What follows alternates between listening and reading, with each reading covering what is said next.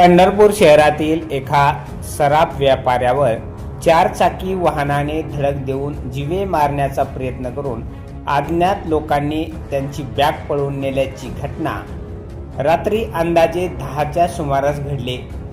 यामध्ये जखमी झालेल्या व्यापाऱ्याचं नाव दिलीप कदम असं आहे। पंढरपूर शहरातील अन्नपूर्णा हॉटेल समोर एसटी कदम या ज्वेलर्स दुकानाचे मालक दिलीप कदम हे नेहमीप्रमाणे आपले दुकान बंद करून MH13CC 9950 या क्रमांकाच्या दुचाकीवरून निघाले होते। ते कराड रोडवरील वरद विनायक रुग्णालयाच्या समोरील रस्त्यावर आले असताना मागील चारचाकी वाहनाने त्यांना धडक दिली। ते रस्त्यावर पडल्यानंतर त्यांची बॅग त्या चारचाकी वाहनामधील अज्ञात व्यक्तींनी पळवून नेली।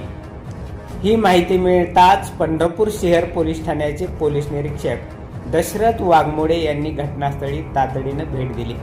त्याचबरोबर दिलीप कदम यांना खासगी रुग्णालयामध्ये उपचारासाठी दाखल करण्यात आलं। या घटनेत कदम यांचे काही आर्थिक नुकसान झाले आहे का याची तपासणी आता पोलीस प्रशासनाकडून सुरू आहे।